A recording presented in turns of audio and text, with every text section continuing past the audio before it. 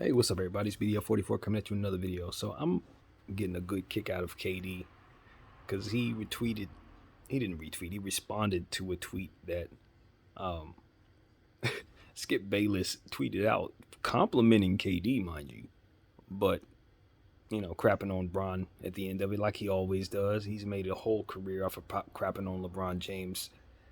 And KD tweeted out, I really don't like you. And it's like, for me, it's like I get it. I get all angles. I get Skip Bayless' side of things because he's giving the people what he thinks they want, which is 3 topics a day: Cowboys, LeBron James, and what Tebow or whatever the third topic would be. That's what they've been doing for the last 7 years. Lakers, but when you get to combine Lakers and LeBron, it's really something, right? But it's all in all one of those situations where it's like it gets to a point where even though he's literally giving you the formula for just entertaining people who are not really savvy, or entertaining people who really only know the key names, entertaining people who are probably just listening to him while they're eating breakfast with their families, who are not even really paying attention. Not for people like myself who really want to dig deep into it and all of that.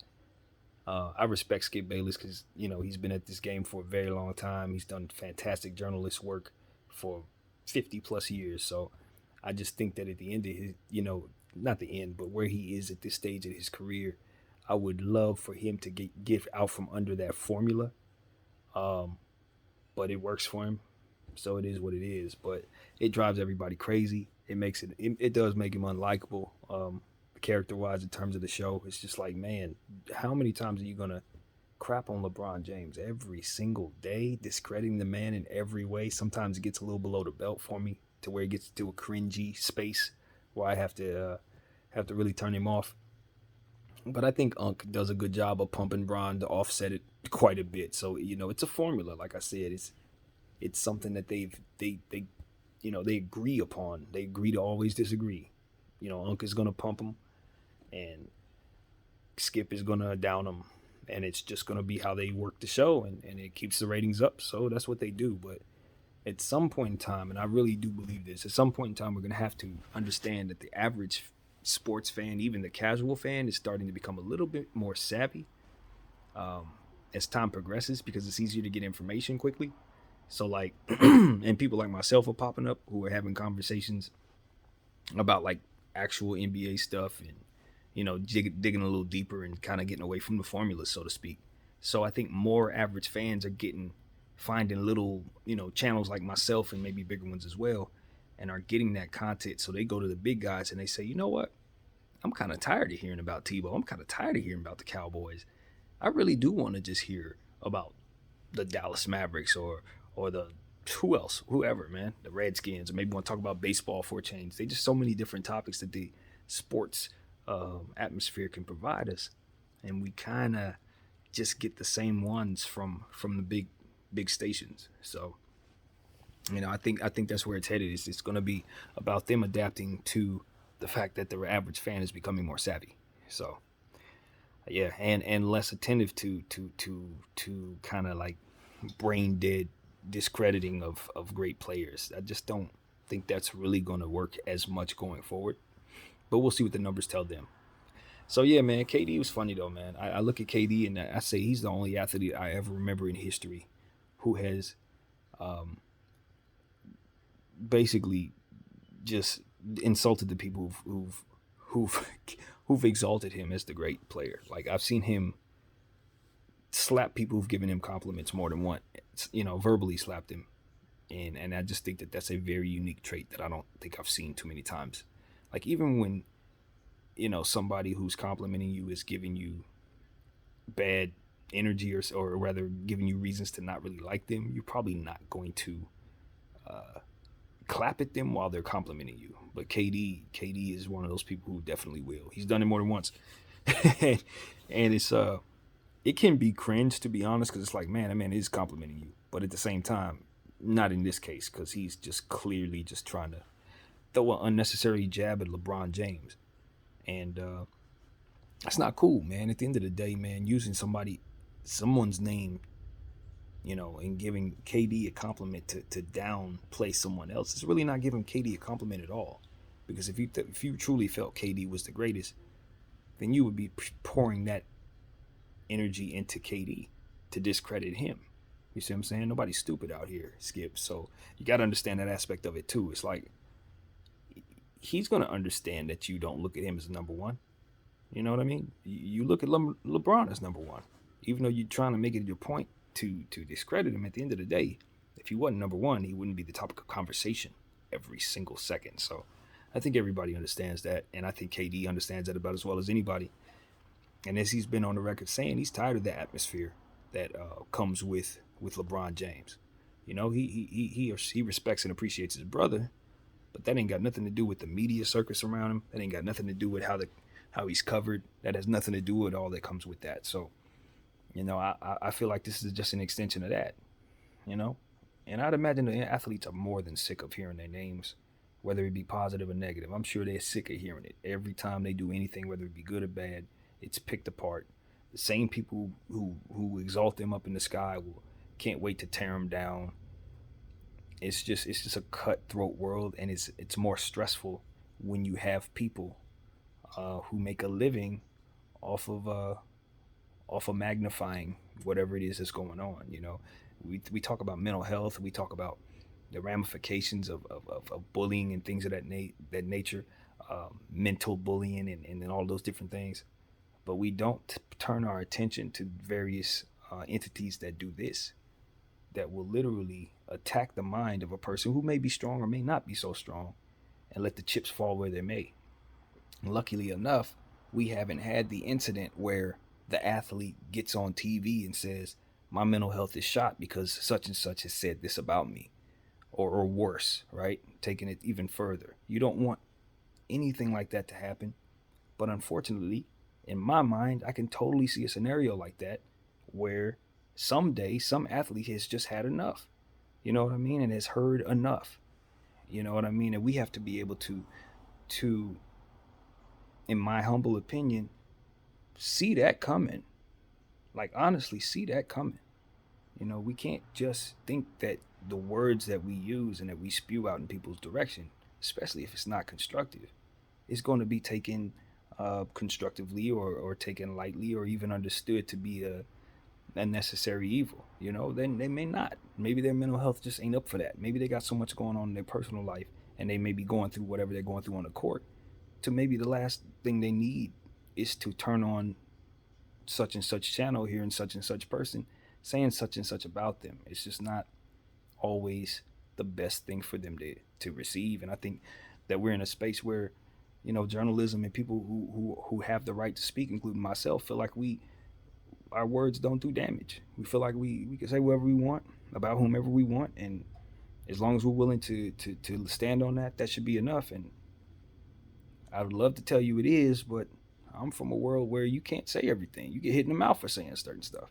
It can be worse if you say certain things. So you don't run your mouth a certain way around just any old body saying whatever you want to say. Some of the stuff that Skip Bayless has said, about LeBron James been knocked his lights out several times for some of that stuff. I mean, this is just the reality of what it is that we're talking about. When you take it upon yourself to criticize somebody on the court and talk about what they're doing on the court, it's fine, but there's a limit to that. There's a limit to even that.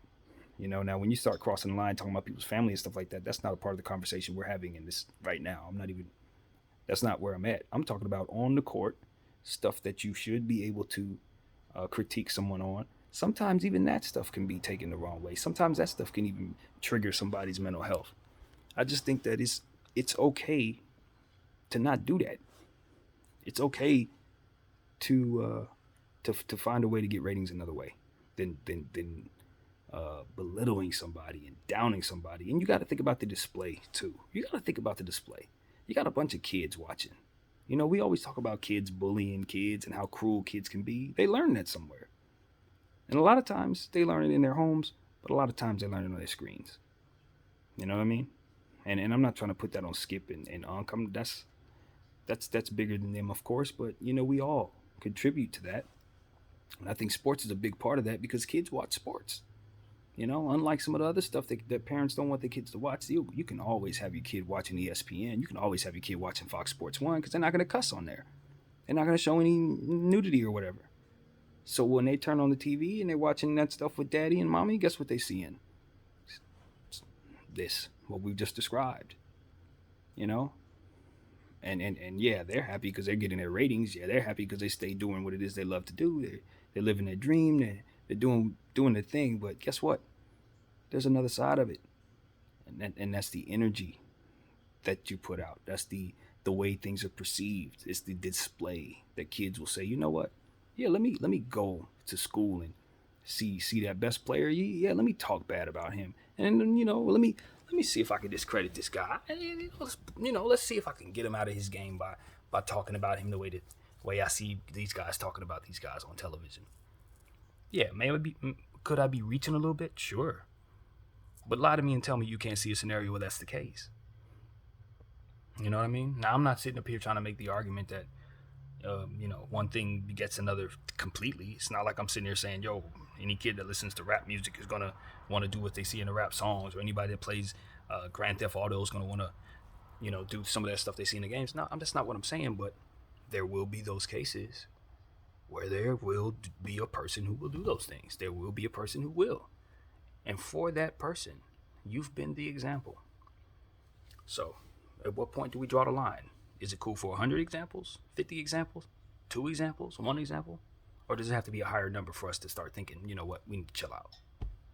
All I'm saying is, these are norms that we live with, that we've always lived with because of the culture that we've been in. It's always been fine to be this way. But at some point, we have to evolve from this. At some point, we got to get to a point where we're like, all right, well, we've lived all of the things that we've lived through, and some of the consequences we are starting to see are because of the lifestyle that we've lived for so long. It's time to make some changes. And where do we make those changes? Situations like these. Let's not criticize people just to be criticizing them, just because the masses are entertained by bad energy. That's not the way we want to continue. That may have worked for us up until a point, but is that where we're going? You know what I mean? Let's just down LeBron, beat him down. Until what? What do you want the man to do? How far do you want this to go, Skip? Or you just assume he's Teflon because he's been taking it for the last 6 years, 7 years? What about his kids? They're growing up listening to this. Bronny's already playing basketball. Did it ever occur to you that maybe we might be giving the next generation concerns about whether or not they even want to be athletes because they have to hear this bullcrap? Because they have to be put through the scrutiny that they see in LeBron go through? I mean, these are the things that the talent themselves not responsible for thinking about, but us, the consumer, who give them our attention. We're the ones raising kids. We're the ones dealing with the consequences of whatever it is I'm describing if it were to occur. Not the talent. Not the guys on TV who are doing the bidding of their bosses, making them billions of dollars and keeping their networks running. They're going to watch whatever it is. They're going to put off a display on whatever it is that we watch.